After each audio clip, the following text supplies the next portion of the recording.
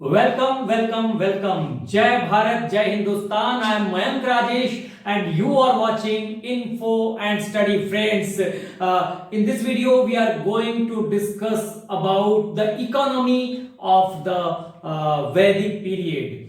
Basically क्या है कि हमने पिछले कुछ वीडियोस में हमने पॉलिटिकल सिस्टम को, वैदिक पीरियड के पॉलिटिकल सिस्टम को खत्म किया, फिर हमने सोसाइटी को खत्म किया, ठीक है, सोशल स्ट्रक्चर को खत्म किया, और अब हमारा जो है वो हम देखने वाले हैं इकोनॉमिक स्ट्रक्चर, इकोनॉमी कैसा था वैदिक पीरियड का। तो जैसा कि अगर वैदिक पीरियड की इकोनॉमी को देखनी हो, हाँ, तो पहले हम समझ लेते हैं चीजों को। ये वैदिक पीरियड है, ठीक है। तो वैदिक पीरियड की इकोनॉमी की जब हम बात करेंगे तो बेसिकली हम बात क्या करेंगे, 1500 टू 600 बीसी के इकोनॉमी को। ये तो आपको पता ही होगा क्योंकि हम ऐसे ही बात कर रहे थे सोसाइटी को भी, कि इतने से इतने के बीच के सोसाइटी के बारे में हमने बात की, हाँ, इतने से इतने समय के बीच के पॉलिटी के बारे में हमने बात की, ठीक है। ये जो समय अंतराल है इसी के बीच हम बात करने वाले हैं। क्यों? क्योंकि वैदिक पीरियड का टाइम पीरियड यही है। वैदिक काल का जो, वैदिक कल्चर का जो टाइम पीरियड है वो 1500 टू 600 ईसा पूर्व या बीसी, हाँ, तो ये है। अब जो है इसे हम बीसीई भी कह सकते हैं, बिफोर कॉमन एरा, बीसी को बिफोर कॉमन एरा भी बोलते हैं। तो जब हमें बात करनी होगी तो फिर हम बिल्कुल पहले की तरह दो पार्ट में बात करेंगे, ठीक है। दो पार्ट में कैसे बात करेंगे, एक बात करेंगे हम ऋग्वैदिक पीरियड की, ऋग्वैदिक पीरियड की, और ये टाइम पीरियड जो है ये है 1500 टू 1000 बीसी की। यही आपका पूर्व वैदिक काल भी है, यानी अर्ली वैदिक पीरियड भी है। फिर हम बात करेंगे, यहां बात करेंगे, ये है इकोनॉमी की बात करनी है, हम यहां पे इकोनॉमी लिख देते हैं, इकोनॉमी, ठीक है, इकोनॉमी। तो जब इकोनॉमी की बात करते हैं वैदिक पीरियड के, तो 1500 से 600 बीसी के अंतराल के बीच जो इकोनॉमिक एक्टिविटीज रही उसकी हम बात करेंगे, ठीक है। और यहां पर कैसे हम बात करेंगे, दो पार्ट में बांट के बात करेंगे। एक पार्ट ऋग्वैदिक पीरियड का जो कि पूर्व वैदिक काल में होगा, दूसरा पार्ट उत्तर वैदिक पीरियड यानी लेटर वैदिक पीरियड की बात करेंगे, उत्तर वैदिक काल। और ये जो समय होगा ये होगा 1000 टू 600 बीसी का।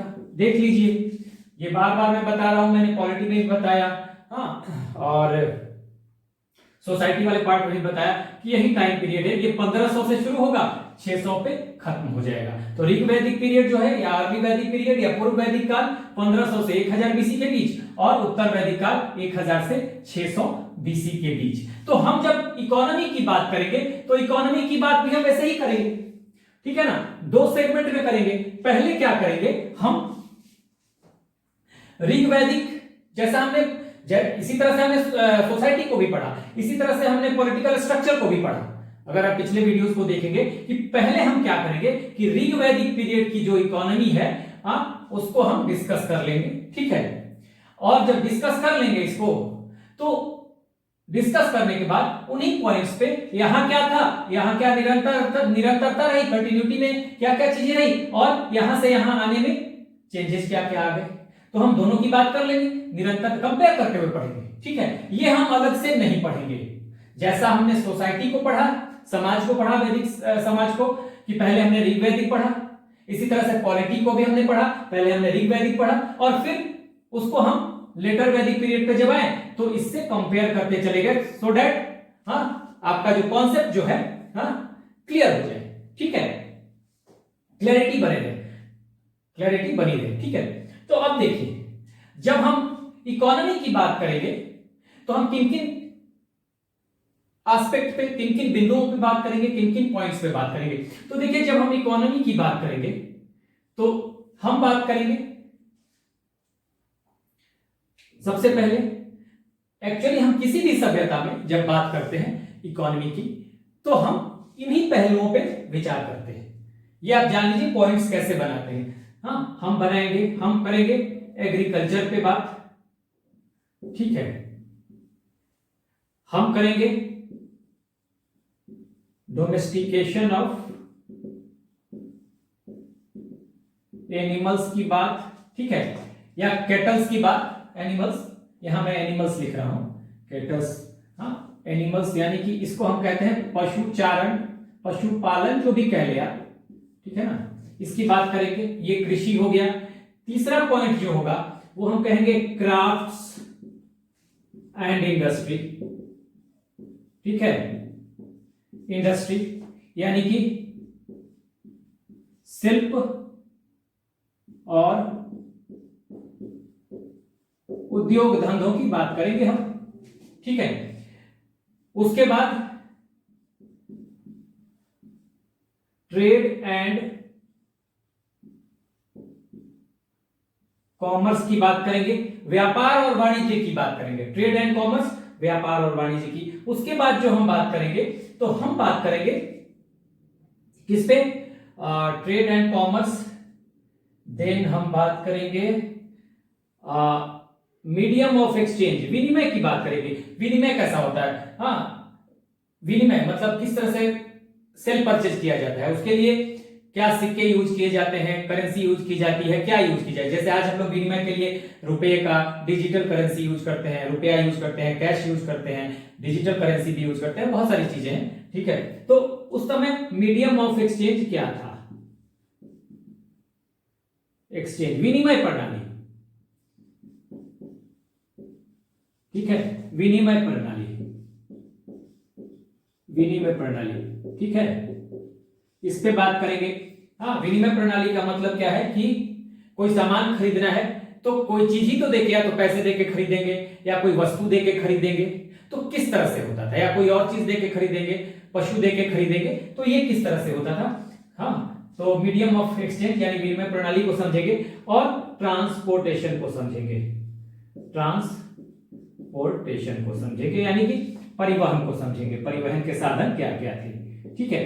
तो ये जो है हमारे, जब भी हम इकोनॉमी की बात करेंगे तो इन्हीं बिंदुओं पे बात करने की कोशिश की जाती है, ज्यादातर यही मेन बिंदु होते हैं, मुख्य बिंदु यही होते हैं, ठीक है ना। कृषि की बात कर लेंगे, पशुचारण, पशुपालन या पशुपालन की बात करेंगे, हाँ, क्राफ्ट्स एंड इंडस्ट्री यानी शिल्प और उद्योग धंधों की बात करेंगे, ट्रेड एंड कॉमर्स यानी कि ट्रेड मतलब व्यापार, कॉमर्स वाणिज्य, व्यापार और वाणिज्य की बात करेंगे, हाँ, खरीद बिक्री में मीडियम क्या था, माध्यम क्या था, मोहरे थी, पशु थे, हाँ, सीरियल्स थे, मैंने अनाज थे, क्या थे, कि पैसा था, कि कोई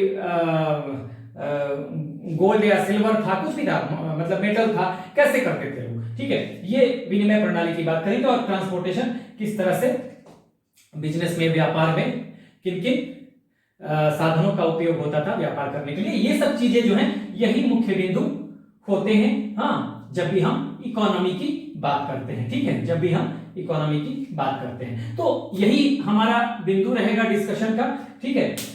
इन्हीं बिंदुओं पे हम पहले, ये पूरे वैदिक काल में हमें इन्हीं बिंदुओं पे डिस्कशन करना है, तो पहले हम ऋग वैदिक पीरियड में इन बिंदुओं पे बात करेंगे, हाँ, इन बिंदुओं पे ऋग वैदिक पीरियड में जो जो हुआ, इकोनॉमी की क्या स्थिति रही, हाँ, इस बिंदु पे, इस बिंदु पे, इस बिंदु पे, इस बिंदु पे, इस बिंदु पे, तो यहां इकोनॉमी की क्या स्थिति रही ऋग वैदिक पीरियड में, हाँ, और इन्हीं बिंदुओं पे हम बाद में जब ऋग वैदिक पीरियड में इन सारे बिंदुओं को देख जाएंगे तो हमारा जो होगा नेक्स्ट हम लेकर वैदिक पीरियड में जाएंगे, और फिर हम इन्हीं बिंदुओं को लेकर यहां क्या था और यहां क्या था, यहां क्या था, यहां क्या था, ठीक है। जैसे यहां अगर देखेंगे तो ऋग वैदिक पीरियड में पशुचारण जो है, हाँ, वो मेन ऑक्यूपेशन था, प्राइमरी ऑक्यूपेशन, मुख्य पेशा, ठीक है ना, प्राथमिक पेशा, हाँ, एग्रीकल्चर नहीं था। यहां आएगा तो एग्रीकल्चर, ये चेंजेस आ जाएगा, तो इन सब चेंजेस पे हम बात करते हुए चलेंगे, ठीक है।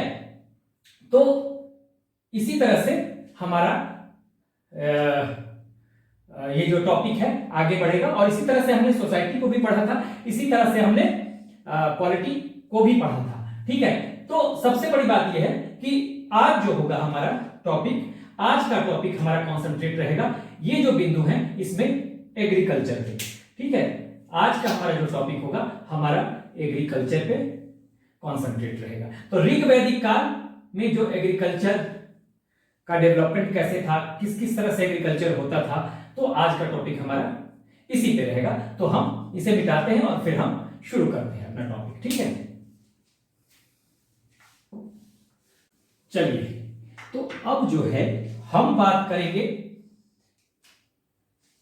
ऋग्वैदिक इकोनॉमी में एग्रीकल्चर की, ठीक है। मैं यहां लिख रहा हूं ऋग्वैदिक इकोनॉमी की बात होगी, और ऋग्वैदिक इकोनॉमी में हम बात करने वाले हैं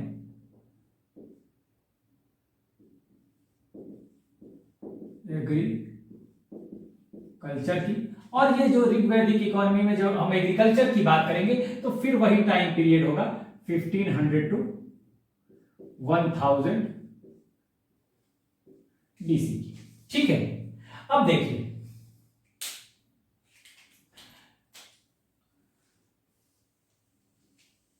ठीक है, ये हम बात करने वाले हैं आज हम जो बात करेंगे एग्रीकल्चर पे बात करने वाले हैं, ठीक है। तो सबसे पहले देखिए, एक बात समझनी होगी कि जब भी हम इकोनॉमी की बात करेंगे या करते हैं या किसी भी एक्टिविटीज की बात करते हैं, किसी भी सभ्यता, किसी भी समाज में, किसी भी सोसाइटी में, तो ये बात हमें ध्यान में रखना होगा कि जिस तरह का समाज होगा, अदर एक्टिविटीज भी समाज के उसी ढांचे से नियंत्रित होगी, ठीक है ना। सोसाइटी आपकी जैसी होगी, वो आपकी अदर एक्टिविटीज को भी उसी तरह से चलाने की कोशिश करेगी। तो सोसाइटी के ढांचे को समझना बहुत जरूरी है, और हमने समझा भी है, पूरे सोसाइटी को हमने पढ़ लिया है। फिर भी चूंकि इकोनॉमी की बात हो रही है, तो सबसे पहले हम समझें कि जो समाज है, ऋग्वैदिक समाज जो है, सोसाइटी जो है, हमने पढ़ा था ऋग्वैदिक सोसाइटी जो है, ठीक है, एक तो क्या है,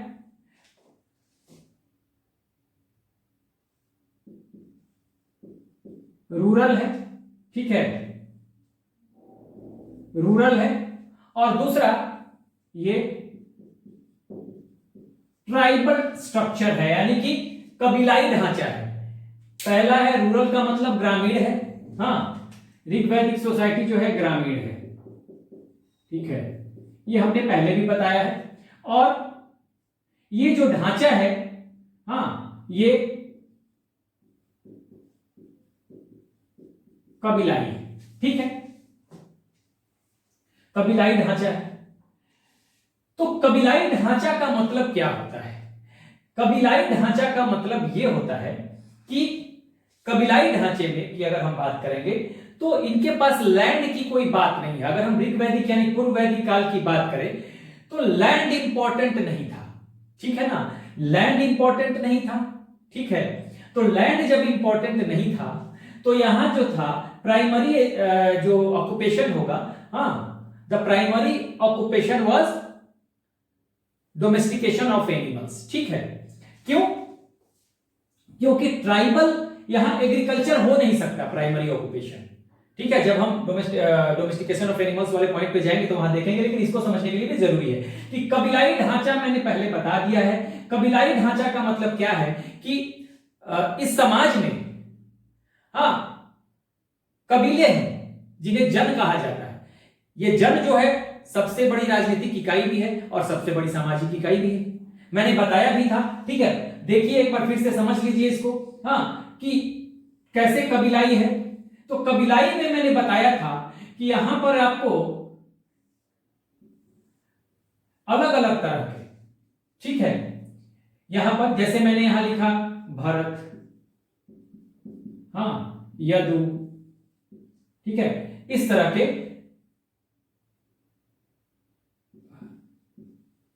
भलानस, ठीक है, विषाणी, ठीक है। अब देखिए ये मैंने चार बनाया है, समझ लीजिए कि यही एक एक ट्राइबल ग्रुप है, एक एक जन है, कबीलाई ग्रुप है, ये लोगों का एक समूह है। भरत एक अलग जन है, यदु एक अलग जन है, भलानस एक अलग जन है, विषाणी एक अलग जन है। और यहां आर्यन कबीले भी हैं, नॉन आर्यन कबीले भी हैं, जैसे भरत और यदु आर्यन कबीले हो गए, भालानस और विशानिन ये आपको क्या हो गए, ये हो गए नॉन आर्यंस, अनार्यों के कबीले हो गए। ठीक है, बहुत सारे हैं जैसे यदु है, आर्यों के कबीले हैं, भरत तो है, यदु है। अब देखेंगे तो यदु, हाँ मैंने पिछले वीडियो में एक वीडियो बनाया है छोटा वाला, यदु, अनु, द्रुहु, तुर्वस, ठीक है, और पुरु, ये 5 जो हैं इनको ऋग्वेद में पंचजन भी कहा गया है। ठीक है, मैं लिख देता हूं एक बार, अनु, द्रुहु, तुर्वस, ठीक है, यदु और अनु, द्रुहु, तुर्वस, यदु, पुरु। ठीक है ना, पुरु ये आर्यों के कबीले हैं और इनको ऋग्वेद में कहा गया है पंचजन। याद रखिएगा, पंचजन से सवाल आ सकता है। मैंने एक छोटा वीडियो भी बनाया हो concept of history in brief करके, उसमें भी पंचजन के पर पंचजन टाइटल देके ही वीडियो बनाया है। तो ये जो है इन्हीं पंचजन कहा जाता था और ये आर्यों के कबीले हैं। ऐसे ही अनार्यों के कबीले में भालानस है, विशानिन है, हाँ इसके अलावा आपको पक्त है, ठीक है ना, शिवी है। तो ये सब अनार्यों के कबीले हैं। तो इस समाज में आर्यन कबीले भी हैं, नॉन आर्यन कबीले भी हैं, आर्यों के कबीले भी हैं और अनार्यों के कबीले भी हैं। तो इन्हीं को, ये जो एक कबीला है एक जन हो गया, 2 कबीला हो गया, दूसरा कबीला अलग जन हो गया, तीसरा अलग जन हो गया, चौथा अलग जन हो गया।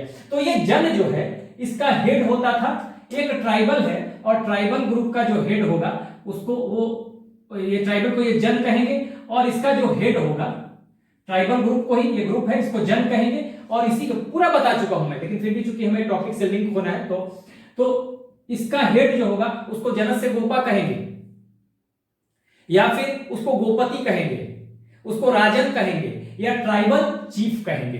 ठीक है, अब देखिए हम जब एग्रीकल्चर की बात करेंगे तो यहां हम कहेंगे कि एग्रीकल्चर जो है सेकेंडरी ऑक्यूपेशन है। क्यों ऐसा कह रहे हैं? मैंने अभी इसीलिए इसको समझाया है क्योंकि जब हम ट्राइबल कबीलाई ढांचे की बात करेंगे, एक ट्राइबल ग्रुप की बात करेंगे, एक जन की बात करेंगे, तो यहां पर क्या है, यहां पे जो राजा है, यहां पर क्षेत्र से मतलब नहीं है, लैंड नहीं है, इसको गोपति कहा जाता है। गोपति क्यों कहा जाता है कि ये इसका काम क्या है, इसका जो ट्राइबल चीफ है या जिसको हम जनस से गोपा भी कहते हैं या इसको हम गोपति भी कहते हैं या हम इसको विषामपति भी बोलते हैं। ठीक है, तो ये जो है इसका 2 ही काम है। एक तो इस जन में यानी इस कबीले में, अलग अलग कबीले हैं, इस जन को ले लीजिए, इस इन सब के जो हेड हैं यानी इन सब के जो ट्राइबल चीफ हैं, इन सब कबीलों के, इन सब ट्राइबल ग्रुप के, इनके जो चीफ हैं उनको कहा जाएगा राजन, जनस से गोपा, विषामपति, गोपति। ऐसा क्यों कहा गया जनस से गोपा? क्योंकि इसका काम क्या है, क्षेत्र को जीतना, क्षेत्र का विस्तार करना इसका काम नहीं है। जमीन जीतना, लैंड जीतना इसका काम नहीं है। तो इसका काम है उस कबीले में, मान लीजिए ये कबीला है तो इस कबीले में जितने लोग हैं उनको ये प्रोटेक्शन देगा। He will give protection to the people living in this जना और in this tribal group. Okay, दूसरी बात, he will give protection to the cattle or cows domesticated here। इस जन के भीतर, इस ट्राइबल ग्रुप के भीतर जितने भी पशुधन हैं, कैटल हैं यानी मवेशी हैं, या यानी गाय, भेड़, बकरी जो भी है, खासकर गायों को लेकर, यहाँ पे गाय बहुत इंपॉर्टेंट है, काऊ बहुत इंपॉर्टेंट है यहाँ पर ऋग्वैदिक पीरियड में। तो कैटल हो, गाय हो, उनकी रक्षा करना जो ट्राइबल चीफ है इसका मेन काम है। ठीक है, और कहा भी क्या है कि ऋग्वैदिक पीरियड में battles were fought for the sake of cows. ठीक है, तो इसीलिए चूंकि लोगों की रक्षा करना है तो जनस से गोपा एक जन का हेड हो गया, तो जनस से लैंड का हेड नहीं है। ठीक है ना, कहने के लिए राजा है लेकिन एक मुख्य रूप से एक ट्राइबल चीफ है, कबीले का हेड है, कबीले का मुखिया है। कौन? ये जो जनस से गोपा है, इसका जो हेड है। ठीक है, ये गोपति कहा जा रहा है, भूपति नहीं कहा जा रहा है क्योंकि लैंड की बात ही नहीं है। और भूपति ये जाके हो जाएगा कहां पे? उत्तर वैदिक काल में, इन द लेटर वैदिक period. He will be called, the tribal chief will be called now in the later Vedic period Bhupati. Why? Because he has land now. अब उसके पास जमीन आ गया लेटर वैदिक पीरियड में. और अगर ऋग वैदिक पीरियड में जमीन नहीं है, जमीन की बात ही नहीं है, क्षेत्र विस्तार की बात ही नहीं है, और अगर जमीन नहीं है तो इनका लाइफ जो है पेस्टोरल लाइफ है. हाँ, एक वर्ड आया है विश, एक तो विश तो आया है आपको, उसके लिए भी जो हेड है. हाँ, मैं आपको बता दूं कि सबसे छोटी इकाई समाज में क्या था? सबसे छोटी इकाई थी फैमिली, उससे बड़ी ग्राम, उससे बड़ी विश, और सबसे बड़ी जन. यही जन का हेड ट्राइबल चीफ होगा. ये जन है. एक जन हो गया, दूसरा जन, तीसरा जन, चौथा जन, ये सब जन है. ठीक है ना, अलग अलग. और ये जन जो है सबसे बड़ी राजनीतिक इकाई भी कह ले या सामाजिक इकाई कह ले. तो ये विश तो यहां पे आया था जिसका हेड विशपति होता है. ठीक है. हाँ, विश. एक विश का मतलब है वो बस्ती, और बस्ती वैसी बस्ती जो स्थान बदलते रहे, उस बस्ती का स्थान चेंज होता रहे, क्योंकि इनका बंजारों का भी लाइफ की तरह का जीवन है, सेमी नोमैडिक लाइफ है. ठीक है ना. तो अस्थायित्व तो नहीं है. पशुचारण इसीलिए प्राइमरी पेशा है, और एग्रीकल्चर हो नहीं सकता क्योंकि यहां पर लैंड ही नहीं है. किसके पास? ट्राइबल चीफ के पास. हाँ, या जनस्य गोपा के पास, जिसे हम हेड कह रहे हैं ट्राइबल चीफ को ही हम गोपति कह रहे हैं. तो जब लैंड ही नहीं है तो एग्रीकल्चर प्राइमरी ऑक्यूपेशन नहीं हो सकता. प्राइमरी ऑक्यूपेशन क्या होगा? पशुचारण. एग्रीकल्चर प्राइमरी ऑक्यूपेशन होगा लेटर वैदिक पीरियड में. ठीक है. तो इसीलिए मैं ये समझाना चाह रहा था, इतनी भूमिका मैंने इसलिए दी कि क्यों अर्ली वैदिक पीरियड में, हाँ, या ऋग वैदिक पीरियड में जो है वो एग्रीकल्चर जो है वो प्राइमरी ऑक्यूपेशन नहीं है. क्योंकि एक तो रूरल समाज तो है ही, और ट्राइबल कबीलाई ढांचा है. समाज की का जो ढांचा है कबीलाई है, इसमें लैंड की बात होती ही नहीं है. लड़ाई भी होती है तो गायों को सुरक्षा देने के लिए, ठीक है, काउस को, पशुधन को सुरक्षा देने के लिए, या एक जन में जितने लोग हैं उनको सुरक्षा प्रदान करने के लिए. जमीन नहीं होता इसमें, तो जमीन है ही नहीं. तो जमीन जब नहीं है तो अस्थायित्व तो नहीं है. ठीक है. और अस्थायित्व तो नहीं है तो एग्रीकल्चर नहीं होगा, कृषि नहीं होगा, क्योंकि कृषि के लिए आपको थोड़ा अस्थायी तौर पे एक जगह रहना पड़ेगा. ठीक है. तो अब इतने चीजों को समझने के बाद अब हम कुछ इंपॉर्टेंट बातों को लिखना शुरू करेंगे. ठीक है. आइए.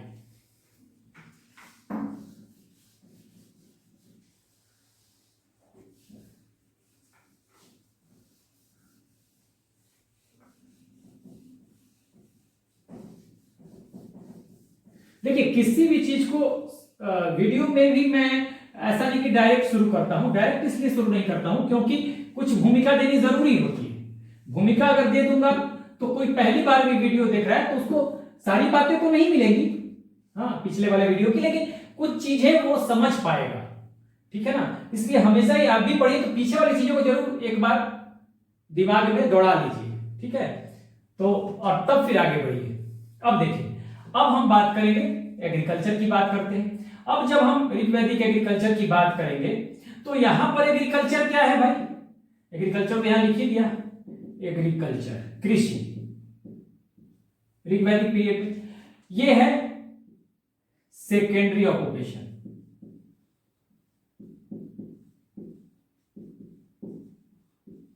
ये मैंने बता दिया अभी पूरी भूमिका में कि सेकेंडरी ऑक्यूपेशन क्यों है. क्योंकि यहां स्थायित्व तो नहीं है, लड़ाइयां हो रही हैं पशुधन को की रक्षा के लिए या फिर लोगों की रक्षा के लिए. ट्राइबल चीफ, जनस्य गोपा, गोपति, विषामपति, जो भी है, जो मुखिया है एक जन का, एक ट्राइबल ग्रुप का, हाँ, वो इसी के लिए लड़ाई लड़ता है. क्षेत्र विस्तार के लिए लड़ाई नहीं लड़ी जाती. ठीक है. तो इसीलिए सेकेंडरी ऑक्यूपेशन है. ठीक है. एग्रीकल्चर जो है ये सेकेंडरी ऑक्यूपेशन है.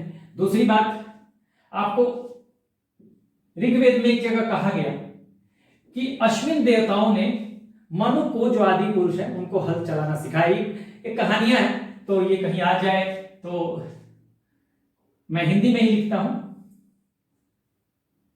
कि ऋग्वेद में ये कहा गया, ऋग्वेद में कहा गया है एक जगह, ऋग्वेद में जानकारी मिलती है. अश्विन देवताओं ने मनु को हल चलाना सिखाया। ठीक है, कहां जानकारी मिलती है? ऋग्वेद में। ऋग्वेद में क्या जानकारी मिलती है? अश्विन गॉड्स टीच्ड मनु हाउ टू प्लाउ। ठीक है, अंग्रेजी में ऐसे बोल सकते हैं, मैंने हिंदी में जानबूझ के लिख दिया कि आप अपने अपने हिसाब से ट्रांसलेट इसको कर लेंगे। जरूरत नहीं है ना, सब लोग चालाक है जो यूपीएससी की तैयारी कर रहा है कि हिंदी से अंग्रेजी में कैसे ट्रांसलेट करते हैं और अंग्रेजी से हिंदी में कैसे ट्रांसलेट करते हैं। क्योंकि देखिए, हिंदी में पढ़े अंग्रेजी में पढ़े, लेकिन अगर आप हिंदी में भी पढ़ रहे हैं तो थोड़ी बहुत तो अंग्रेजी आनी चाहिए। ठीक है, बहुत ज्यादा नहीं, थोड़ी बहुत, ताकि चीजों को आप समझ पाए। ठीक है, एक तो ये बात हो गई। उसके बाद देखिए और भी चीजें बता देता हूं। ऋग्वेद में ये भी एक जगह एक लाइन मिलेगा आपको कि अपाला, जो कि एक विदुषी महिला है, ठीक है ना, विदुषी महिला है। मैंने बताया भी था जब मैं पीछे सोसाइटी पढ़ा रहा था उस समय की ये विदुषी महिला है। और ऋग्वेद की कुछ विदुषी महिलाएं हैं, अपाला, लोपामुद्रा, घोषा, शिकता, इनका योगदान भी है ऋग्वेद के कंपाइलेशन में। ठीक है, तो विदुषी महिलाएं हैं, पढ़ी लिखी महिलाएं हैं, लर्नेड हैं, स्कॉलर हैं। तो उसने भी अपने पिता की कृषि के लिए प्रार्थना, कृषि में समृद्धि के लिए प्रार्थना की है। तो ये चर्चा आती है कि अपाला ने की है। तो अपाला जो कि विदुषी महिला है, उसने अपने पिता के खेत की समृद्धि के लिए उसने प्रार्थना की है। ठीक है, तो ये आता है चर्चा, मैंने लिख दिया, आपको बता दिया जो चीज बताने वाला था मौखिक रूप से। उसके बाद देखिए, ऋग्वेद में एग्रीकल्चर यानी कृषि की जो चर्चा है वो चर्चा है फर्स्ट मंडल में, फोर्थ मंडल में और 10th मंडल में। अब मंडल तो मैं पढ़ा चुका हूं, जब ऋग्वेद पढ़ाया था तब भी, फिर भी मैं बता देता हूं। मंडल क्या है? देखिए, ऋग्वेद को अलग अलग पार्ट में डिवाइड किया गया है। मतलब समझ लीजिए, एक मंडल एक बुक हो गया, दूसरा मंडल दूसरा बुक हो गया, तीसरा मंडल तीसरा बुक हो गया, ऐसे करके अलग अलग किताबें हो गई। ठीक है, तो ऋग्वेद अगर साधारण भाषा में समझिए तो 10 किताबों का एक संग्रह है। ठीक है, तो अब जो है कहा जाता है कि पहले में और 10th में कुछ चर्चा हुई है, मुख्य रूप से इसमें चर्चा हुई है, लेकिन बहुत ज्यादा नहीं है इसमें भी, अभी मैं बताऊंगा। अब जो है यहां पर आप देखिएगा कि मंडल जो है, मैंने पहले भी बताया था कि जो 10 मंडल है, टोटल 10 मंडल है ऋग्वेद में, और इन 10 मंडल में 2 से 7 मंडल पहले मैं बता चुका हूं, फिर बता रहा हूं, इसलिए लिख नहीं रहा। 2 to 7th Mandal, 2nd to 7th मंडल। ठीक है, दूसरे मंडल से लेके 7वें मंडल तक, यानी दूसरा, तीसरा, चौथा, पांचवा, छठा और 7वां, ये जो मंडल है ये ओल्डेस्ट है, यानी कि प्राचीनतम है, सबसे पुराने हैं।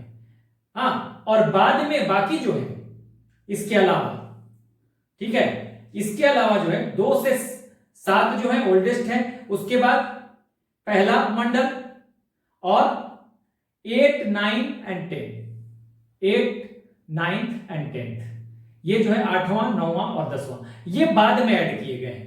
2 से 7 प्राचीनतम है, ओल्डेस्ट है, पहला मंडल, और 8वां, 9वां और 10वां, 8th, 9th and 10th मंडल, ये लेटेस्ट एडिशन है, बाद के एडिशन है।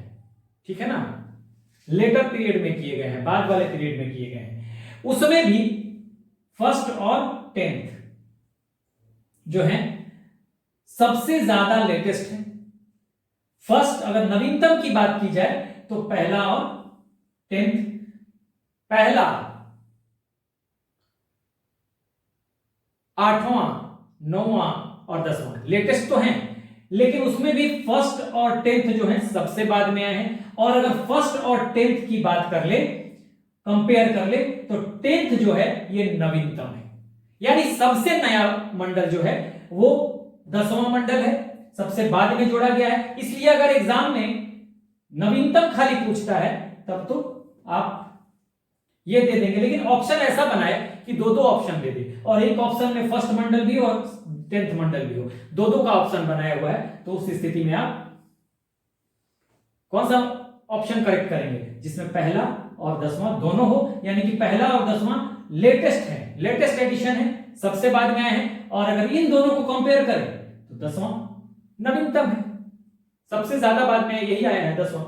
तो इस तरह से इसके अलावा 2 से 7th मंडल जो है वो किसी ना किसी, सेकंड से 2 नहीं, सेकंड से 7th मंडल जो है, ठीक है ना, दूसरा से लेके 7वां मंडल जो है ये किसी ना किसी ऋषि से जुड़ा हुआ है, ठीक है, यानी इन मंडलों की रचना किसी ना किसी ऋषि द्वारा की गई है।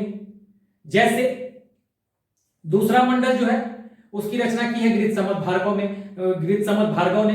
तीसरा जो है मैंने लिखवाया हुआ है पहले के वीडियो में, तीसरा जो मंडल है उसकी रचना विश्वामित्र द्वारा की गई है, और इसी में गायत्री मंत्र भी है, ठीक है। तो इसलिए कभी आ जाए एग्जाम में कि गायत्री मंत्र की रचना किसने की, तो विश्वामित्र ने की है। किस मंडल में है, तो तीसरे मंडल में।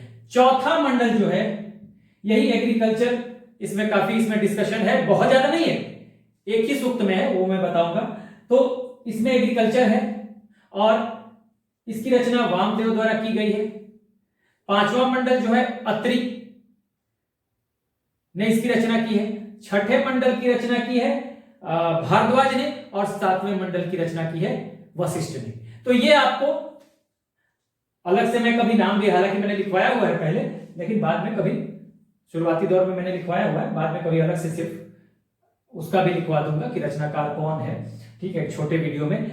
और इसीलिए दूसरे से 7वें मंडल तक को, दूसरा मंडल, तीसरा मंडल, चौथा मंडल, 5वां, 6ठा और 7वां, ये जो मंडल है इनको, ये प्राचीनतम तो है ही, साथ साथ इनको चूंकि किसी न किसी ऋषि ने इसकी रचना की है, इसको ऋषि मंडल भी कहा गया है, ठीक है। और इन ऋषियों के नाम पे गोत्र हैं, तो इसलिए इस गोत्र मंडल भी कहा गया है, इसे वंश मंडल भी कहा गया है। तो आपको ध्यान रखना है कि 2 से 7वां मंडल जो है इसका अलग अलग नाम है।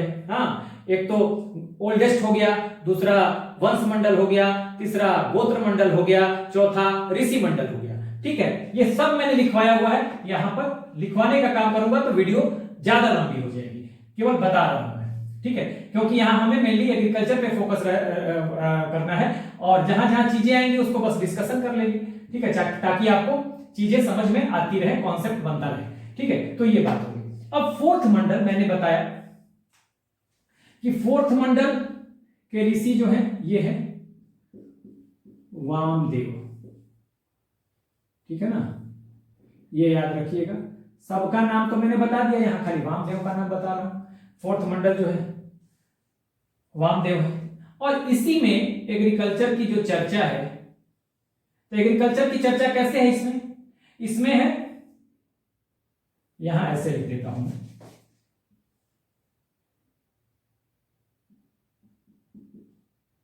इन द 24th मंत्र, 24 mantras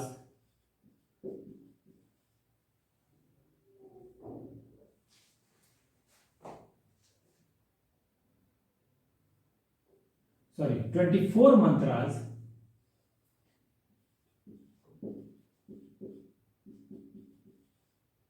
in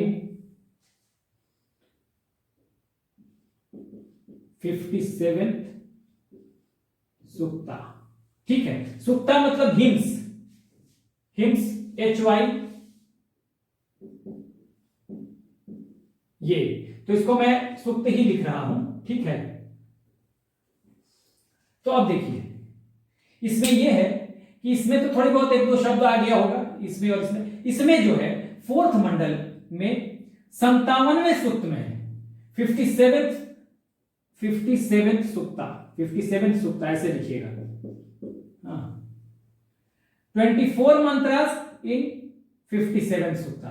एक ही सूक्त है ऋग्वेद में जिसमें 4th मंडल में एक ही सूक्त है जिसकी चर्चा, मैंने फिर 57वां सूक्त है जिसमें इसकी चर्चा है, और 24 मंत्रों में इसकी चर्चा की गई है, ठीक है, तो आप समझिए कि ऋग्वेद में टोटल जो है वो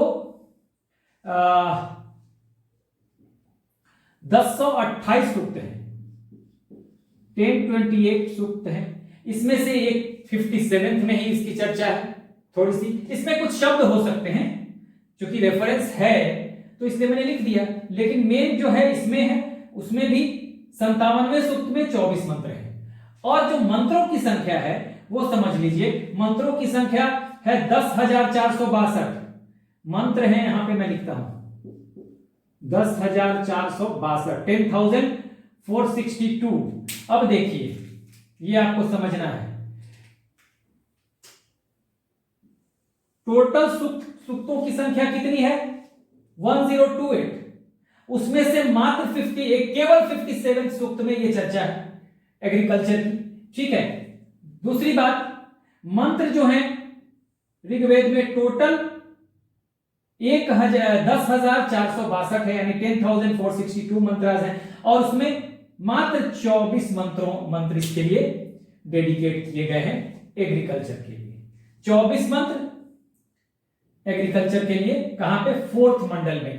तो इससे आपको पता लग जाता है कहां 1028 सूक्त हैं, उसमें 57 सूक्त में है चर्चा, और 24 मंत्र ही डेडिकेट किए गए हैं 10,462 मंत्रों में से, यानी 10,462 मंत्राज में से 24 mantras has been dedicated to agriculture. इसी से आपको पता चलता है कि ऋग्वैदिक पीरियड में, हाँ, यानी अगली वैदिक पीरियड में, यानी पूर्व वैदिक काल में जो है वो कृषि का, एग्रीकल्चर का महत्व कम है। ठीक है ना, क्योंकि यही चर्चा है यहां पर। इसमें एक दो शब्द मिल सकते हैं, इसमें एक दो शब्द मिल सकते हैं, यहां जो चर्चा है यहां पे है। ठीक है, तो ये बात है। अब देखिए, अब कुछ और जानने वाली बातें जो है एग्रीकल्चर के बारे में। उस समय एग्रीकल्चर जो होता था हल और बैल की सहायता से होता था, मैं बता देता हूं। ठीक है,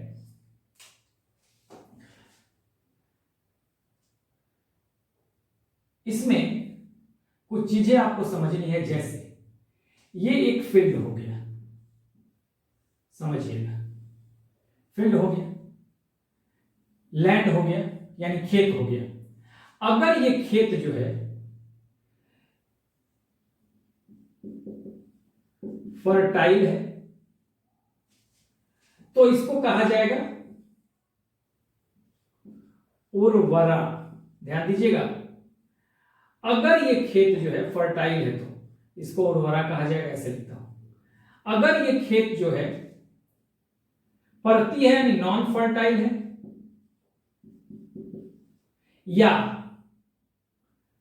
और लेस फर्टाइल है, कम उपजाऊ है, तो इसको कहा जाएगा खिल, KHILL, खिल। देखिए, खिल। अगर ये खेत जो है फर्टाइल है यानी उपजाऊ है, तब तो उर्वरा कहा जाएगा। नॉन फर्टाइल यानी परती पड़ी हुई है, या नॉन फर्टाइल है या परती पड़ी हुई है, परती मतलब उसमें काम नहीं किया गया किसी वजह से, या लेस फर्टाइल है, कम उपजाऊ है, तो ऐसे लैंड को या ऐसे खेत को कहा जाएगा खिल।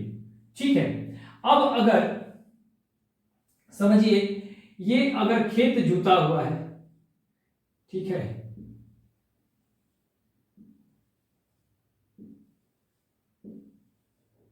अगर ये खेत जुता हुआ है, ठीक है, तो जुते हुए खेत को क्या कहेंगे भाई,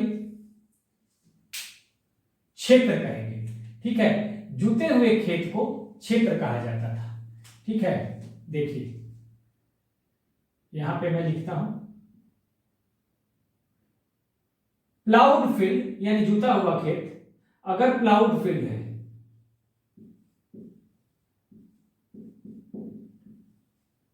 तो इसको कहा जाएगा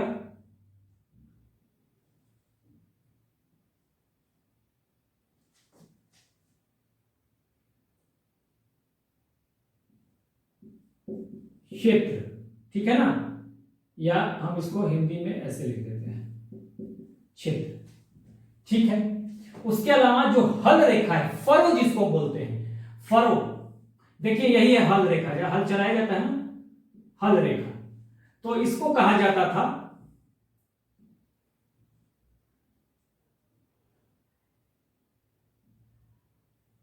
फरो। अगर है फरो, फरो बोलते हैं हल की लाइन जो होती है, हल की जहां हल चलाया जाता है तो लाइन बन जाती है, या वैसे आप देखेंगे नालियां बन जाती हैं, लकीरें बन जाती है मिट्टी में, मिट्टी ऊपर उठ जाएगा, हाँ ऊपर की तरफ उसका उभार हो जाएगा ऐसे लंबा, जब खेत जोते जाएंगे तो। ठीक है, तो फरो, तो फरो का मतलब यहां पर होता है हल रेखा, हल रेखा। और इस हल रेखा को कहा जाता था सीता। ध्यान दीजिए, बड़ा अच्छा नाम है सीता। फरो को क्या कहा जाता था? सीता।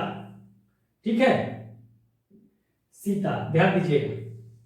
तो ये बात हो गई। तो इतनी चीजें हमने यहां पर सीखी। आगे बढ़ने के पहले एक बार देख लेते हैं जो इंपॉर्टेंट चीजें हैं, फिर हम आगे बढ़ते हैं। इसी में भी और पॉइंट्स हैं। हाँ, पहली बात तो एग्रीकल्चर सेकेंडरी ऑक्यूपेशन था। क्यों था बता दिया मैंने सारा चीज। हाँ, पशुचारण होगा प्राइमरी ऑक्यूपेशन, मुख्य पेशा पशुचारण, एग्रीकल्चर। द्वितीयक, सेकेंडरी का मतलब द्वितीयक पेशा। ठीक है, ऋग्वेद में अश्विन देवताओं ने मनु को हल चलाना सिखाया, कहीं स्टेटमेंट आ जाए तो अलग बात है। इसके अलावा मैंने बताया था कि अपाला ने भी अपने पिता की कृषि के लिए, की समृद्धि के लिए, प्रॉस्पेरिटी के लिए प्रार्थना की थी। अपाला एक विदुषी महिला है। ठीक है, वो मैंने बता दिया। यहां पर आप देखिए ऋग्वेद में जो चर्चा मिलेगी फर्स्ट मंडल और 10th मंडल और 4th मंडल में मिलेगी। कुछ हल्की फुल्की चर्चा एक दो शब्द का हो सकता है यहाँ पर जो है 57वें सूक्त में, हाँ 57th सूक्त में, ठीक है ना, ऋग्वेद के 57th सूक्त में 24 मंत्र जो है, हाँ देवर डेडिकेटेड टू द एग्रीकल्चर। ठीक है, 24 मंत्र डेडिकेटेड टू एग्रीकल्चर, ये 57th। ठीक है, ये आपको ध्यान रखना है। और सबसे महत्वपूर्ण बात यह है कि 1028 1028, हाँ 1028 सूक्त में से ओनली 57th, ऋग्वेद में 1028 1028 सूक्तास हैं in the Rigveda, and only 57th सूक्त इज डेडिकेटेड टू, 57th संख्या नहीं है, 57वां सूक्त जो है that is dedicated to agriculture. और सिर्फ इसमें 24 मंत्र है जो कि डेडिकेटेड है एग्रीकल्चर के लिए। और टोटल मंत्रों की संख्या, कुल मंत्रों की संख्या ऋग्वेद में 10,462, यानी 10,462 mantras are there in the Rigveda. लेकिन out of 10,462 mantras only 24 mantras are dedicated to agriculture। हाँ, ठीक है, तो इस वजह से ये पता चलता है कि ऋग्वेद में जो है कृषि का महत्व कम है, लैंड नहीं है, लैंड का विस्तार नहीं है। जो राजा है, जो वार होता है वो कैटल के या गायों की रक्षा के लिए होता है, लोगों की रक्षा के लिए वार होता है। अब यहाँ कुछ इंपॉर्टेंट चीजें थी जो आपको समझना है। ठीक है, हमने बताया था उपजाऊ या फर्टाइल लैंड को उर्वरा कहा जाता था। अगर कम फर्टाइल है या परती पड़ा हुआ है, किसी वजह से उसमें खेती नहीं हो, जो भी रीजन है, या कम उपजाऊ है, नॉन फर्टाइल है या कम उपजाऊ है, नॉन फर्टाइल है, परती है, हाँ लेस फर्टाइल है, कम उपजाऊ है, तो खिल कहा जाएगा ऐसे लैंड को। ठीक है, अगर जुता हुआ खेत है तो जुते हुए खेत को कहा जाएगा प्लाउड फील्ड को या प्लाउड लैंड को, क्षेत्र। ठीक है, जो हल रेखा है उसको, या फरो जिसको कहते हैं अंग्रेजी में हल रेखा, वो उसको कहा जाएगा सीता। ठीक है, तो ये आपको कुछ इंपॉर्टेंट बातें थी। तो अभी हम कुछ और चीजें देखेंगे, तो इसे मैं मिटाता हूं, कुछ और चीजें एग्रीकल्चर की हम लोग यहां लिखते हैं।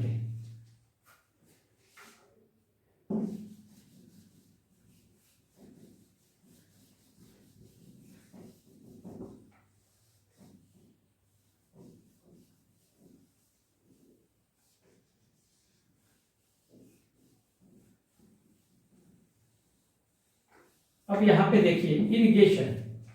ठीक है, इरिगेशन कैसे होता था भाई? तो इरिगेशन को अगर देखें, सिंचाई ऋग्वैदिक पीरियड में इरिगेशन यानी सिंचाई सिंचाई, ठीक है, इरिगेशन। तो दो तरह से होगा इरिगेशन, एक होगा, ठीक है, एक होगा आपको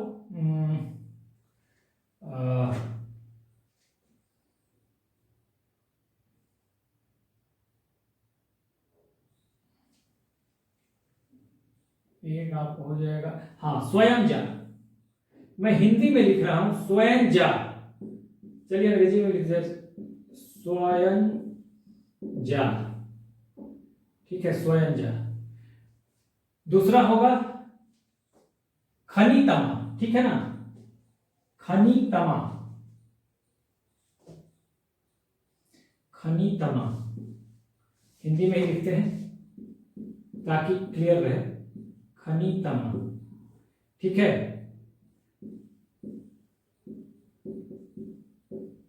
खनितमा, ठीक है, ये जो है नेचुरली होगा, ठीक है। नेचुरली मतलब, नेचुरली का मतलब क्या हो जाएगा, यानी रेन से, बारिश के पानी से हो जाएगा, ठीक है। यानी बादल अगर देखें, क्लाउड, बादल जो भी कहे, ठीक है, तो ये बादलों से या रेन से जो सिंचाई हो जाए, एक तो वो व्यवस्था थी, ठीक है। बादल को जो है ना पर्जन्य कहा गया है, ध्यान दीजिएगा,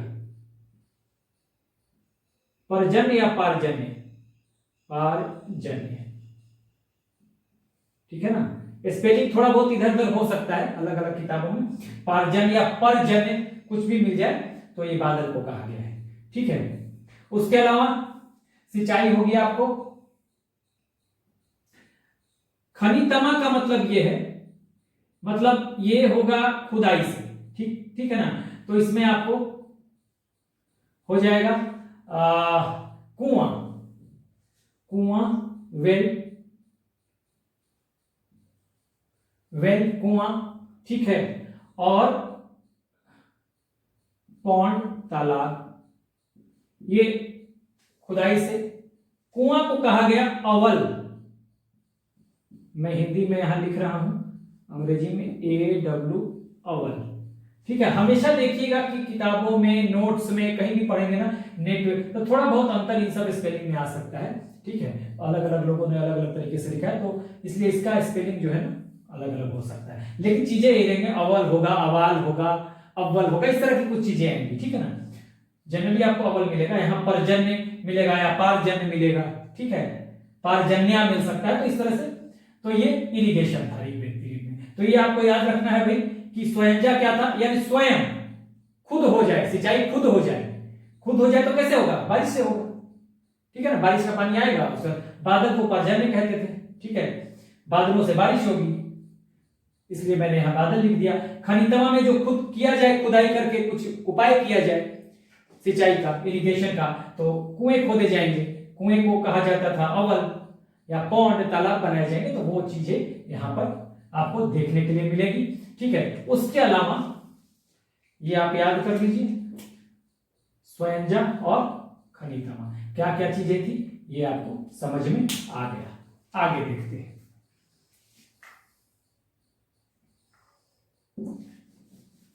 अब यहां मैं मिटा देता हूं, यहां तो हम पढ़ चुके, तो ठीक है। अब यहां आप नोट कीजिएगा कि यहां पर जो है ऋग्वेद में जो क्रॉप्स हैं, फसल है, ठीक है ना, फसल, तो ऋग्वेद में जो फसल है या क्रॉप है, वो जो है सिर्फ क्या है, यवा, यो, हाँ, यो, जौ को बोला जाता था, जिसे हम कहते हैं बार्ली, ठीक है। और एक वर्ड आता है धान्य, पहले मैं, चलिए, धान्य, ठीक है। तो धान्य का मतलब यहां पर है सीरियल, यानी कि अनाज, ठीक है। अब देखिए ऋग्वेद में एक ही फसल की चर्चा मिलती है, यौ की, बाकी हो सकता है चर्चा नहीं हो, चर्चा नहीं है। और धान्य सीरियल को कहा जाता है, तो ऐसा कहा जाता है कि हो सकता है धान्य किसी और चीज को भी कहा जाता हो या जौ के लिए ही धान्य भी इस्तेमाल किया जाता हो, क्योंकि एक ही फसल। यो धान्य का मतलब धान, और धान का मतलब आज के समय में क्या लगाया जाता है? चावल। धान की खेती होती है ना, यानी चावल की खेती होती है। तो आप वो मत समझिएगा, यहां धान्य से मतलब ऋग्वैदिक पीरियड में अनाज से है, और ऋग्वैदिक पीरियड के लोगों को चावल की जानकारी नहीं थी। हाँ, एक ही फसल था यौ, यवा, यौ, जौ को कहते थे, यानी बार्ली उनका स्टेपल फूड था, जौ उनका स्टेपल फूड था। मैंने बताया भी था पहले, खान पान की जब चर्चा की थी ना सोसाइटी में, तो हम बताया था कि इनको रोटी की जानकारी नहीं है, मछली की जानकारी नहीं है, नमक की जानकारी नहीं है, ठीक है, चावल की जानकारी नहीं है, ठीक है, वो लेटर वैदिक पीरियड में होता है, उनको ऋग्वैदिक पीरियड के लोगों को नहीं है। ये चर्चा मैंने किया था, ठीक है। तो ये हमने समझ लिया यहां तक। ये आप याद रखिएगा, दो ही चीज की चर्चा है। अगर क्रॉप्स की बात करें, धान्य की चर्चा है तो धान्य सिंपली अनाज को कहा जा रहा है, और यो तो अनाज है ही, जौ बार्ली यानी जौ को कहा जा रहा है यो, ठीक है। तो ये अगर पूछा जाए कि यो क्या है भाई, तो अगर ऑप्शन में आ जाए बार्ली तो यस, ठीक है, या जौ हिंदी में लिखा रहे तो यस। धान्य क्या है, तो धान्य दे सकता है एग्जाम में कि ऋग्वैदिक पीरियड में धान्य किसको कहा जा रहा है, चार ऑप्शन दे दे, चावल, ठीक है, गेहूं, कोई और दे दे अनाज, तो नहीं, अनाज के लिए डिनोट किया जा रहा है, ठीक है, सीरियल के लिए, अनाज के लिए, ठीक है। तो ये आपको ध्यान रखना है। अब लास्ट में हम कुछ और शब्द देखेंगे जो एग्रीकल्चर से रिलेटेड शब्द हैं, वो हम देख लेंगे ऋग्वैदिक पीरियड का। उसके बाद आज का वीडियो हमारा ये खत्म हो जाएगा। चलिए, कुछ एग्रीकल्चर रिलेटेड वर्ड हैं यहां पर जिसे हम जान लेते हैं, ठीक है। Agriculture related word in Rigvedic period, यहां पर मैं लिख देता हूं, words related to agriculture in Rigvedic period, ठीक है। अब देखिए, ये जो कुछ वर्ड होंगे वो मैं लिख देता हूं आपको, जैसे ऑक्स, ठीक है ना, बैल, इसको कहते थे वृक, वृक स्पेलिंग में फर्क आ सकता है इसलिए मैंने हिंदी में भी लिख दिया, ठीक है। उसके बाद हलवाहा, हलवाहा का मतलब प्लाउमैन,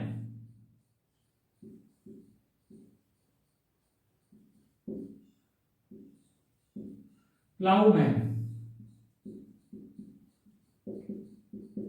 हलवाहा, ये सब शब्द आते हैं पीसीएस में तो पूछ देता है डायरेक्ट, ठीक है ना, हलवाहा, और या सुमेलित करने के लिए दे सकता है, ठीक है, तो मिलाने के लिए, मैच करने के लिए।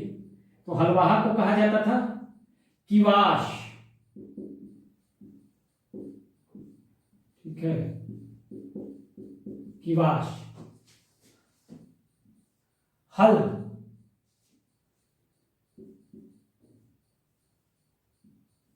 प्लाउशेयर,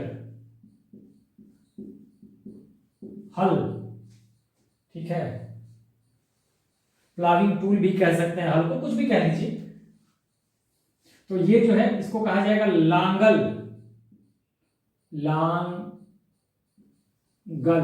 या सीर, ठीक है ना,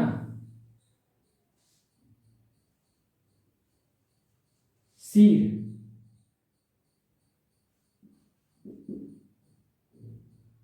लांगल,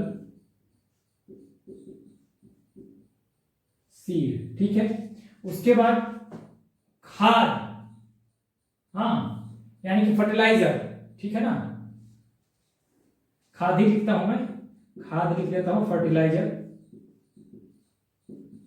फर्टिलाइजर, फर्टिलाइजर को क्या कहा जाता था, फर्टिलाइजर को कहा जाएगा करीशु,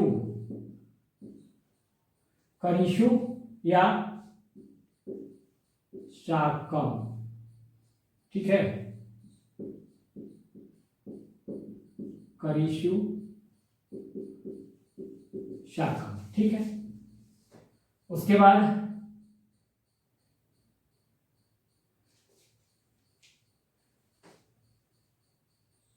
ग्रैनरी, ठीक है ना, अन्नागार या कोठार, देखिए ये कहा जाएगा ग्रैनरी,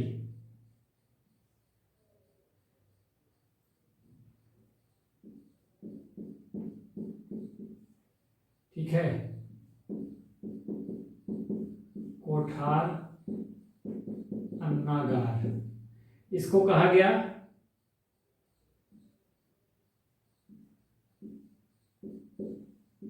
स्थीवी,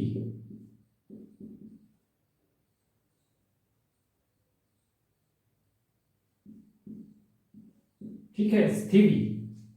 उसके बाद पॉट टू मेजर सीरियल, अनाज नापने का जो बर्तन है, ठीक है, अगर कहा जाता है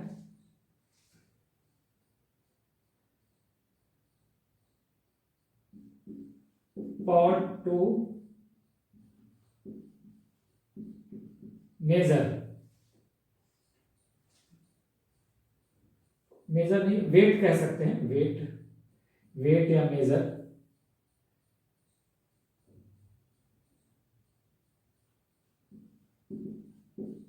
वेट के लिए नहीं, मेजर। एक पॉट में ये बर्तन है, उसमें इतना देना है हमें, तो बर्तन पॉट टू मेजर में लिखता हूं,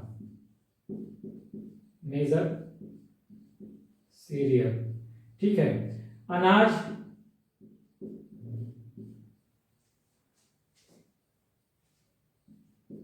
मापने का बर्तन, ठीक है। तो अनाज मापने का जो बर्तन था इसको कहा गया उर्दर, ठीक है, उर्दर। तो ये हमारे पास कुछ शब्द हैं जो कि आपको ध्यान देना होगा ऋग्वैदिक पीरियड में। ग्रैनरी यानी कोठार यानी अन्नागार, तो उसको कहा जाता था स्थीवी, ठीक है। पॉट टू मेजर सीरियल, अनाज मापने का जो बर्तन होगा उसको उर्दर कहा जाएगा, ठीक है। तो ये आपको याद रखना है। आपसे कभी पूछा जाए कि ऋग्वैदिक पीरियड में अनाज मापने का जो बर्तन होता था उसको क्या कहते थे, उर्दर कहते थे। बैल को वृक कहते थे, ये आपको याद रखना होगा। हलवाहे को या प्लाउमैन को क्या बोलते थे, किवाश कहते थे, बिल्कुल आपको याद रखना है।